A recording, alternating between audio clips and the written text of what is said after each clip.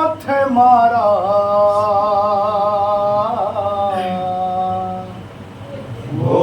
کوفہ شام کا بازار ہے بابا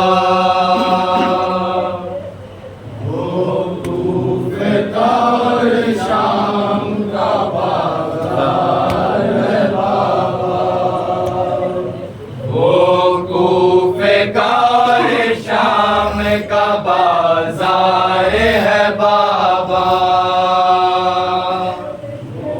کوفہ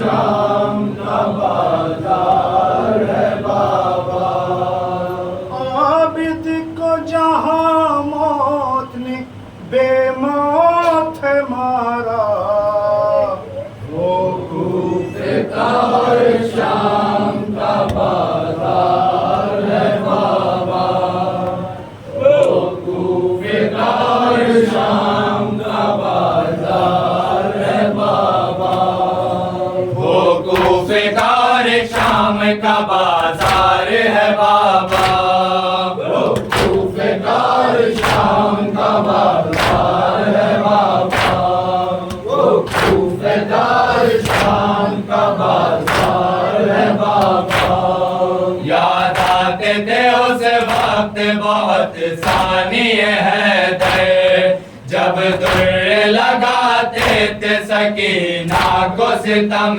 گئے ہر در بچی نے جہاں تم کو پکارا وہ کوفہ شام کا بازار ہے بابا وہ کوفہ شام کا بازار ہے بابا اللہ نے کیا وقت تھا کیا عالم غربت دیکھے نہیں جاتی تھی پھوپھی جان کی حالت وہ غم سے پریشان وہ اترا ہوا چہرہ وہ کوفہ شام کا بازار ہے بابا وہ کوفہ شام کا بازار ہے بابا ناموس پیغمبر پہ قیامت کی گھڑی تھی سر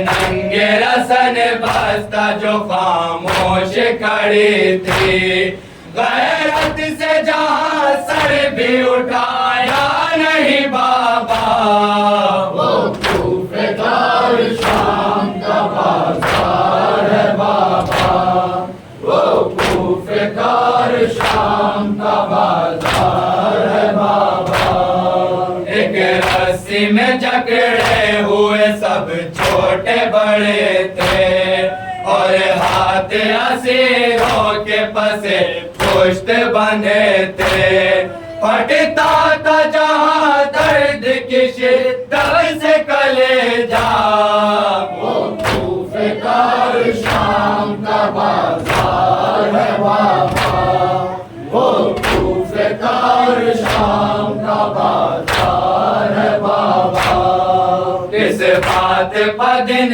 رات رلایا گیا ہم کو کیوں عالم غربت میں ستایا گیا ہم کو ہم لوگوں سے کوئی بھی نہ تھا پوچھنے والا وہ کوفہ شام کا بازار ہے بابا وہ کوفہ شام کا بازار ہے بابا پیروں کے تلے کانٹے بچھاتے تھے ستم گئے برساتے تھے بازاروں میں ہم لوگوں پہ پتھر جینے نہیں دیتا تھا ہمیں لشکر آدھا وہ کوفہ شام کا بازار ہے بابا وہ کوفہ شام کا بازار ہے بابا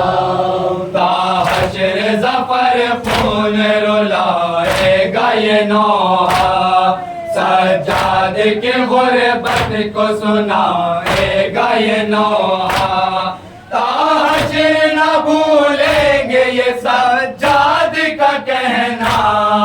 वो कूफा और शाम का बाजार है बाबा, वो कूफा और शाम का बाजार है बाबा।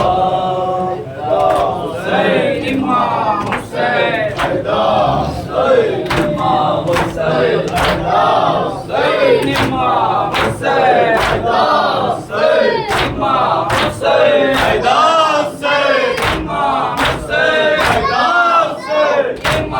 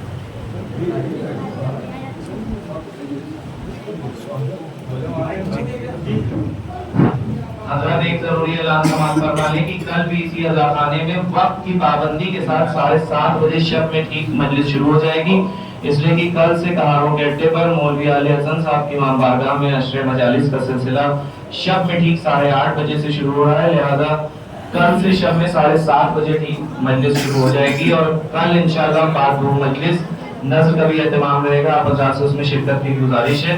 और परसों इंशाअल्लाह 24 मुहर्रम को हस्ब दस्तूर मस्जिद क़ुबा क़ज़ियाना में पहले मजलिस मुनक़्क़िद होगी और उसके बाद ताबूत बीमार करबला बरामद होकर इसी अज़ाखाने में आएगा। परसों की मजलिस इंशाअल्लाह पहले मौलवी आले हसन साहब की इमाम बारगाह में होगी और उसके बाद ताबूत बरामद होगा।